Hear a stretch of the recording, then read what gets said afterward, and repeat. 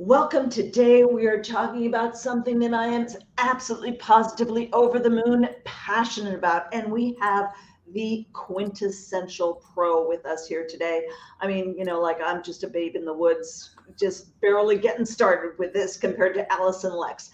Alyson Lex is an amazing, absolutely top notch pro copywriter. And if you know me at all, I am nonstop beating the drum of you've got to create an email list and you've got to learn how to write emails and write copy for your list. And of course, you also have to be able to write headlines and everything else. So, Alyson, I am so pumped to have you here today. I know I'm going to learn a ton from you, and I know our listeners and viewers are going to learn a ton from you. So, welcome. Thanks for being here. Thanks for having me. My hope is that in addition to learning a lot, we are going to have a lot of fun. I don't think we're going to have any fun at all. No. Neither of us are very fun people. No. So, Alyson, you were telling me just before we got started here that you just had your 10-year anniversary of being a freelance copywriter. And for those of you who might not know, I mean, that's hugely significant. That means Alyson has clients that she's writing copy for. She doesn't have a job with somebody who's paying her a full-time salary, but there are so few people on this planet who can actually make it as a freelance copywriter. So huge congrats to you, Alyson. And actually, I bow to you for that. Thank you. Yeah, I've been writing copy for 15 years, probably 14 of those for money outside of a job, but full-time freelance for the last 10. Super cool. And I forgot to add two really important facts about you in the introduction.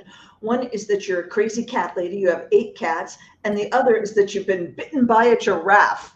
Yes, and it's funny, the giraffe story is not as exciting as the punchline, so I typically don't tell the whole story. Okay, so we'll leave people in suspense, which is It's just boring. There's nothing exciting about it. an open loop, which is a That's what we do. great You know what? part. I'll tell you at the end.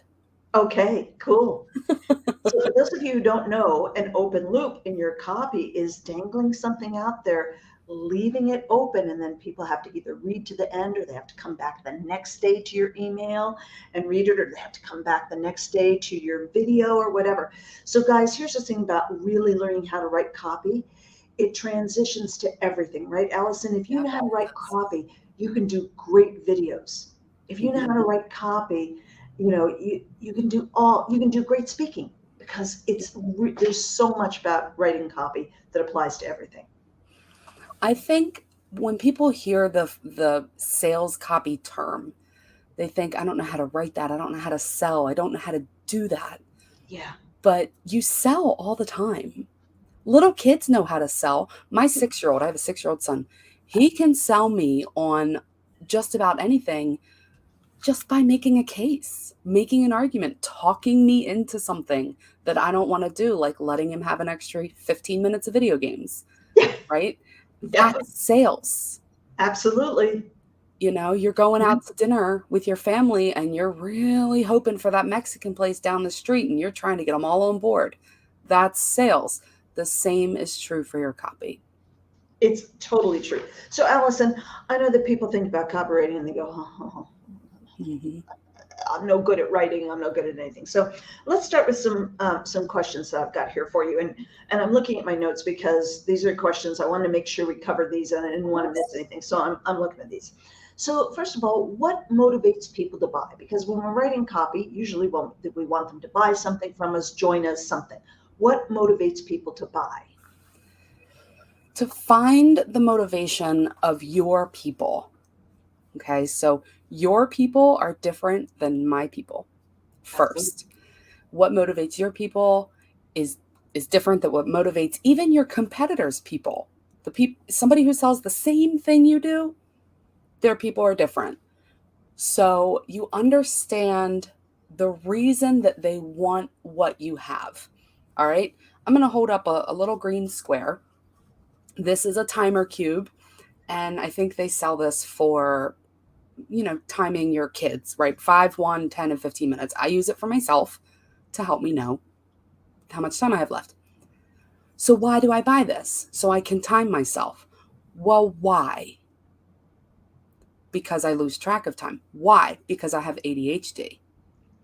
And so now you have figured out my motivation. This is not a timer. This is a management tool to help me keep on track in my business. So I've borrowed this term from life coaching, which is the 7 steps of why. You just keep asking why. Why do they want this? Well, why do they want that? Well, why do they want that? The goal is to get to the emotional root. Okay. So why do I want the management for my ADHD? Well, because I'm frustrated that I lose track of time. Why? Because I'm better than that, right? Where does that come from? Ask these questions, and now you're getting into the emotion, the deep emotional part. People buy based on emotion. They justify it with logic, but the buying decision itself is an emotional one. Full stop. Absolutely, 100% of the time. Even those of you who think, well, I'm highly analytical, I want all the facts and figures. That's just an intellectual alibi so you can make the emotional decision, right? If you don't want it, you're not going to buy it. Absolutely, no matter how much you try to justify it. That's right. So, how can you write copy that will really speak to the emotional and logical needs that drive that buying decision? I mean, we just talked about what it is, but how do you write that copy? Okay. So you're going to get first you're going to get that answer, and then I want you to put yourself in their shoes. And a trick that I use, I have 2 tricks. So the first one is I think of people in my life or my world, somewhere in my sphere that I know. I had to write copy for somebody who served small local businesses, and I thought of my local HVAC repair guy, Mike. He owns the business. I know him. We've been, he's been serving my house for years. Think Mhm. of someone you know that fits that person. If you don't have someone, then I want you to go onto one of those bajillions of stock photo sites and find somebody that looks like they would be that person. I want you to get that visual in front of your face. And then I want you to imagine that they're talking to you about their problem. Okay, you're going to parrot it back to them. That's how you're going to open your copy. You're going to parrot their, you're going to open with a headline, which Mhm. I know we have a resource for that later, open Yeah. loop. And you're going to open with a headline, but then you're going to parrot their problem back to them in a way that shows that you understand.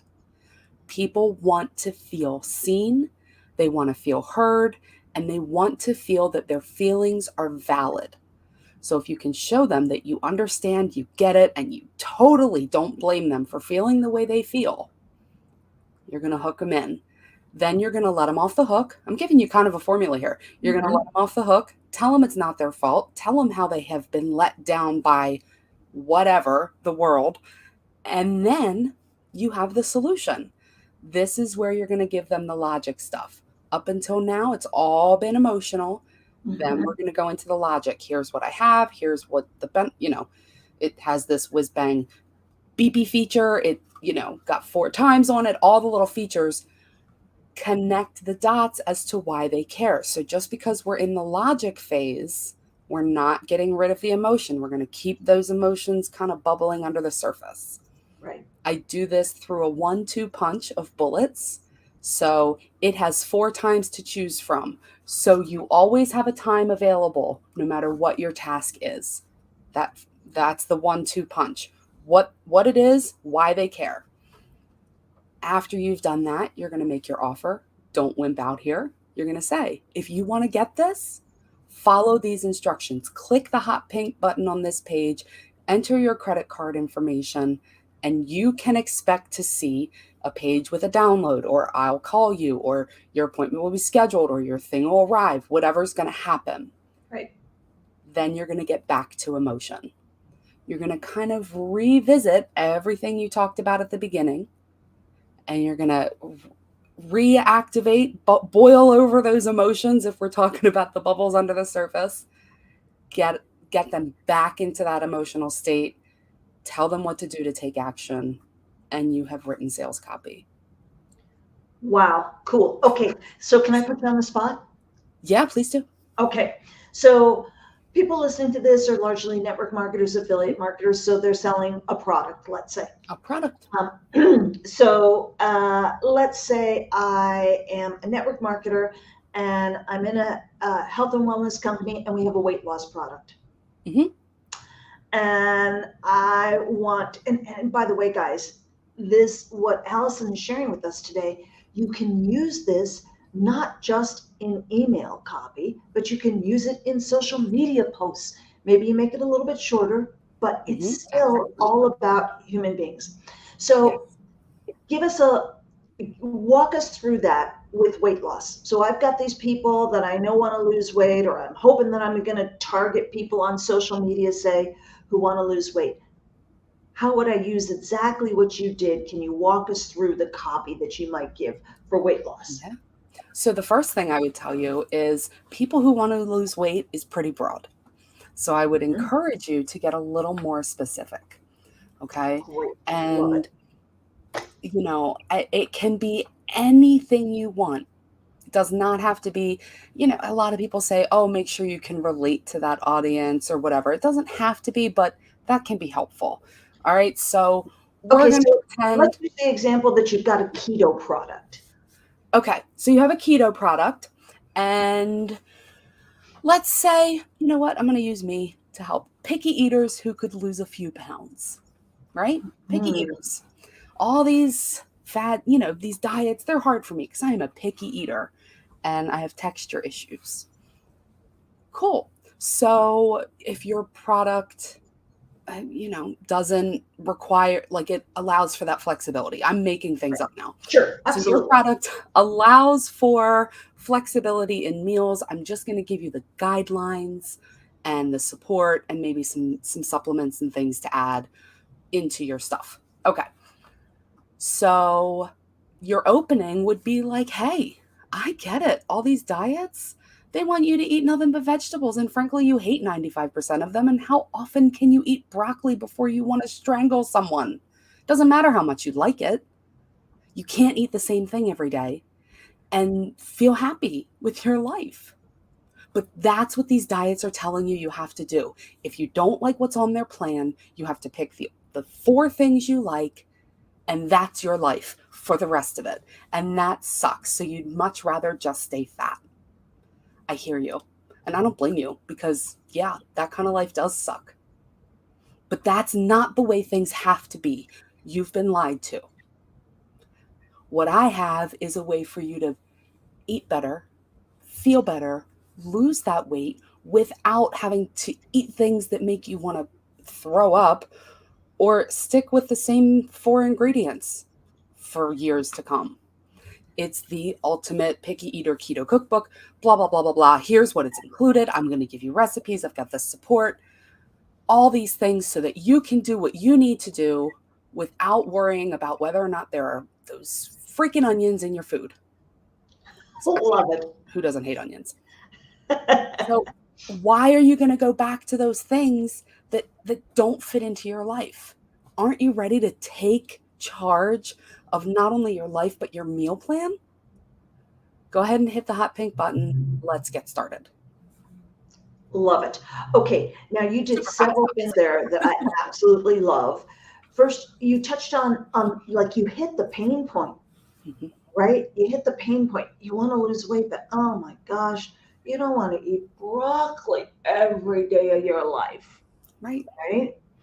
And you didn't say in the exact wording, but you gave the implication that you've tried a million of these things, and they didn't work. How many of us who ever tried to lose weight have tried time and time and time and time again, right?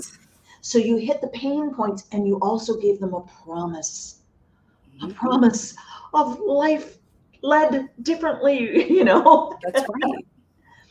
So I have a very near and dear friend who absolutely positively does not believe in hitting the pain points in her copy. And I think she's missing out big, big, big time. She only wants to tell people about the dream of losing weight without having to eat broccoli, which is nice.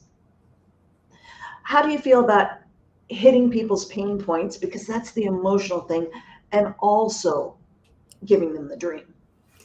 Yeah, so we call that, or I call that, fear-based versus aspirational copy. Yeah. And I do prefer a blend of Mhm. both.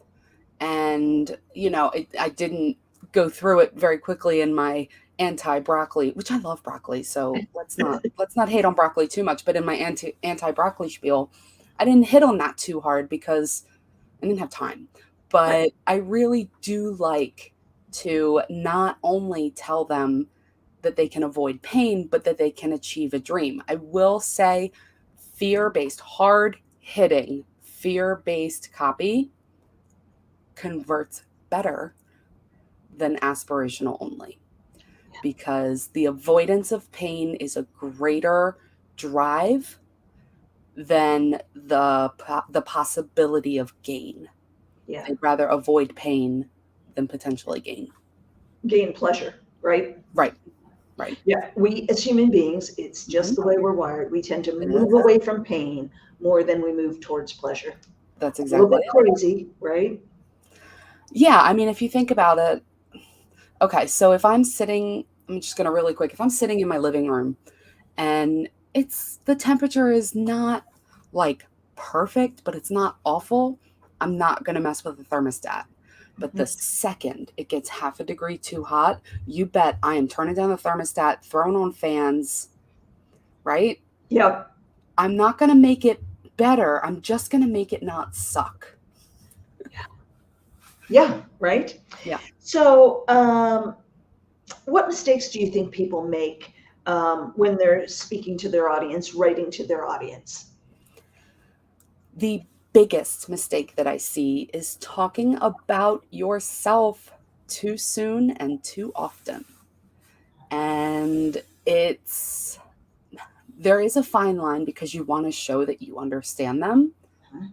But a lot of times we want to talk about how amazing our thing is, or the thing that we're selling, or whatever it is we've got, rather than spending time on the pain and the aspirations. So I really like to say that we're not going to talk about ourselves until we start talking in the logic time.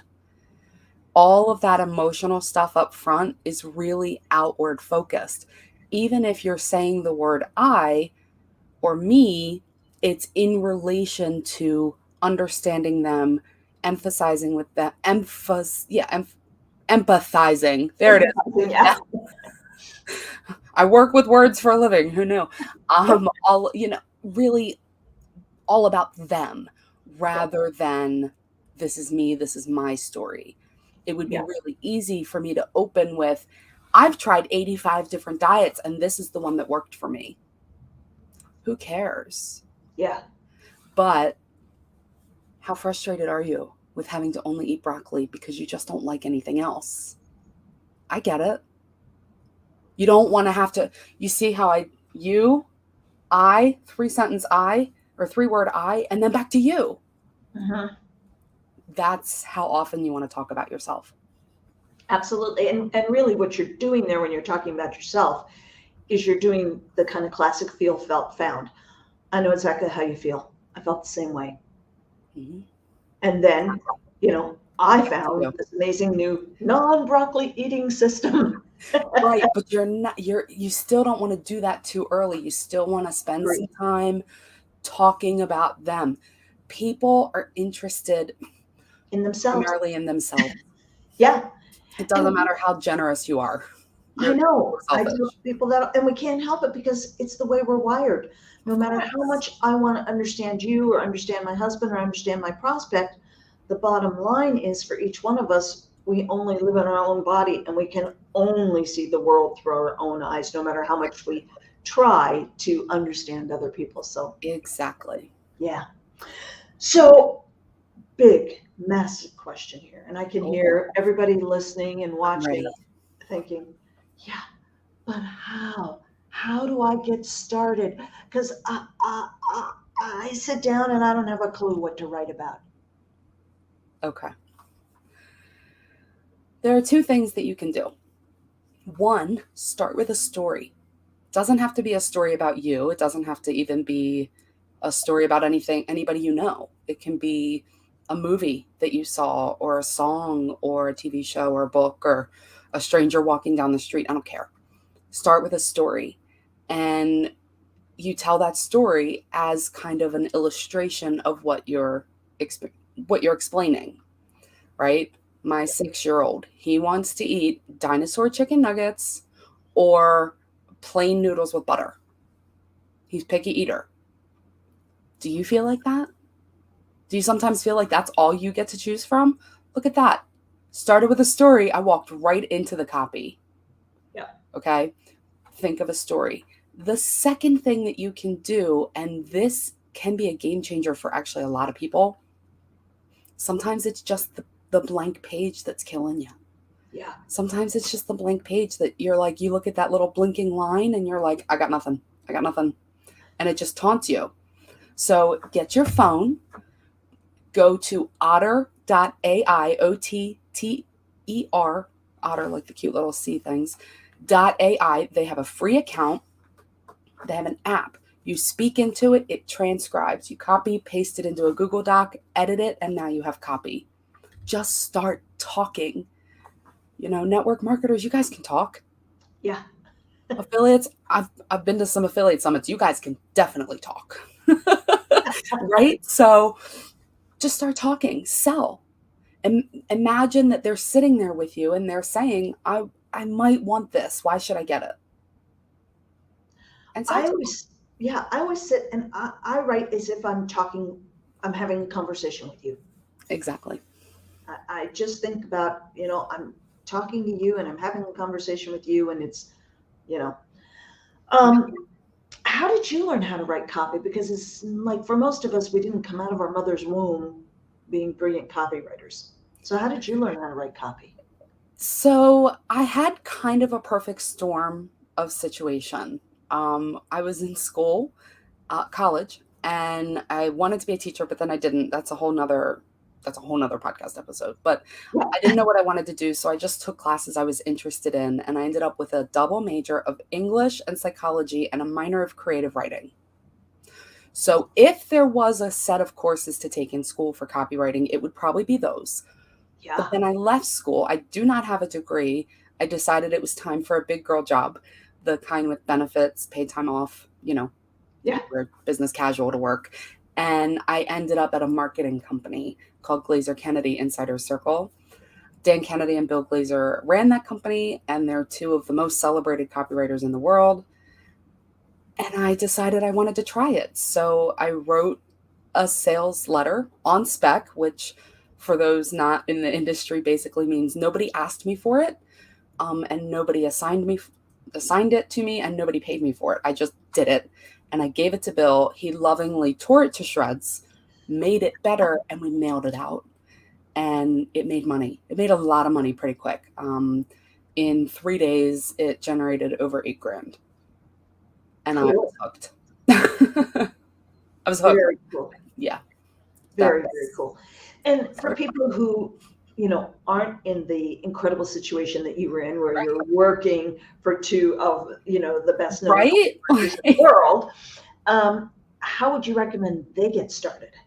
Yeah. So there are books out there. There are a bunch of books. As you can see, I am an avid reader. And so you can go on Amazon, look for StoryBrand is a really popular one by Donald Miller. Yeah. There's Copywriting Secrets by Jim Edwards. Great book. Let's see. There's so many. Dan Kennedy. Any of Dan Kennedy's books, Ultimate Sales Letter, is a really good starter book for copywriting. Bill Glazer has a couple of books that are more about the campaigns and things like that. But it's got copy ideas in it. Get some books, and then start looking around at what seems to be working. There are a couple of websites. One off the bat that I can think of is Swiped, SWIPED.co. And that's a swipe file of high performing copy. I love Take a that. look and start. And I build my own swipe file. I've been doing this for a long time, so it's pretty big. But when you see something that gets you perked up, that's your cue to save it.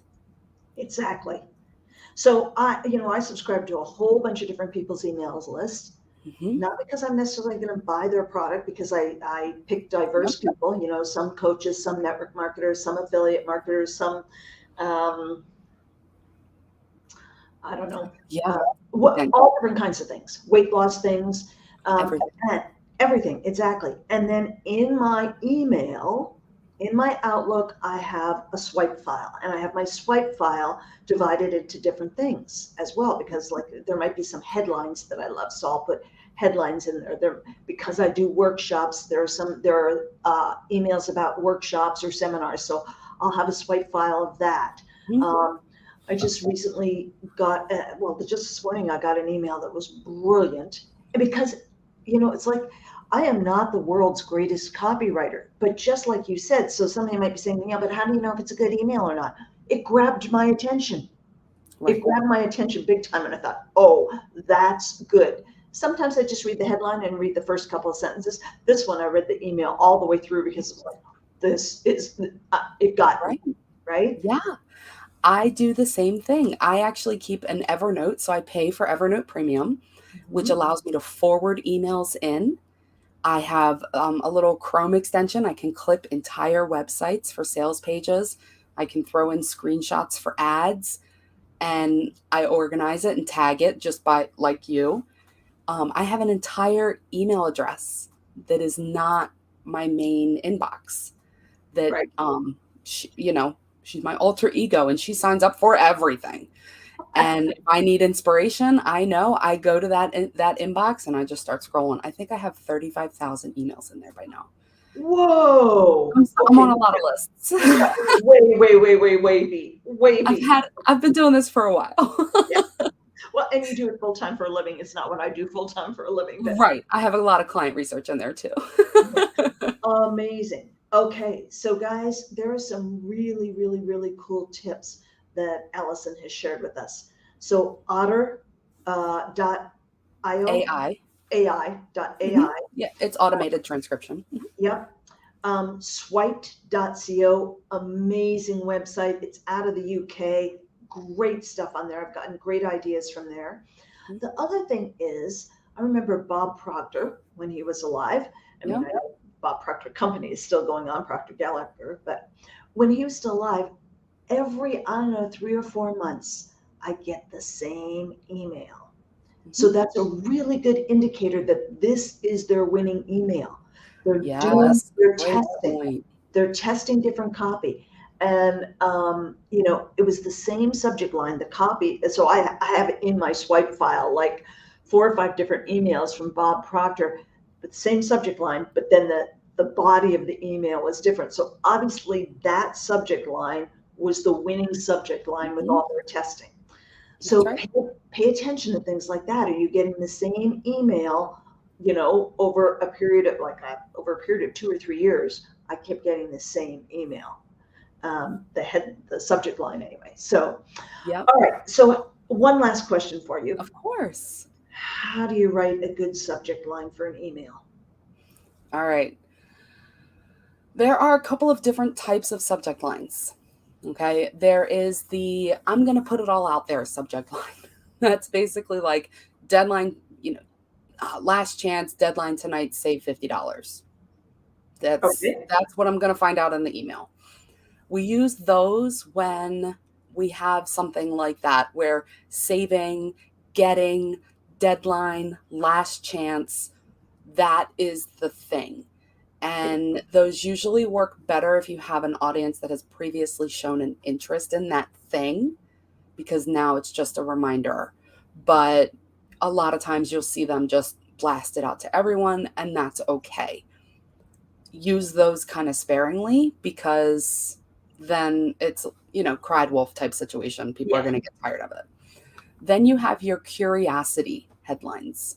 Okay. And these are your random off the wall headlines. And one of my favorite subject lines, sorry, one of my favorite subject lines to use is to promote my own referral program. So, where I actually will give cash to people who send me clients, which, we'll talk about that. But Yeah. um, it's can I pay you? Yeah, great question. Curiosity, right? Like Yeah, usually questions, random, just kind of off the wall where people are going to go, what on earth is this? And then the third kind is the teaser. And that would be like 3 things you've got to know before you post on Instagram today. cool. And it's the Yeah, teaser into so put it out there, make them curious, or tease the content. love it. Okay, so Alyson, you've got 2 amazing free guides for people. So I I do. want to tell everybody about these. So you definitely want to grab these guys. Grab both of them. Don't choose between 1 or 2. Grab both of them Get it because, all, man. yep. So it's AlysonLex.com/headlines. And Mhm. guess what you're going to get there? You're going to get the 30-second headline generator. Huge. Everybody needs this Awesome. It's super fun. because you I can use it. yeah, headlines for sales pages, landing pages, but also you can take these headline ideas for subjects for your emails, right? For sure. And there are 6 of them, but what I'm also going to do is kind of teach you how to break down headlines so that all of those headlines you see in your swipe file, all those subject lines, you can figure out how to personalize them. Love it. And just in case you're listening to this, you're not watching the video, it's Alyson, ALYSON LEX. So Alyson with a Y, Lex.com/headlines and AlysonLex.com/essential. Tell us what they're going to get when they go to AlysonLex.com/essential. Yes, so that's brand spanking new. And it is the 4 essential email sequences to have in your business. I'm going to break down what those 4 are, when you should use them. But even more than that, I'm actually going to give you the concept and the timing and the type of call to action to use for each email in those sequences. So I think all told, I break down like 35 or 36 different email Wow. concepts.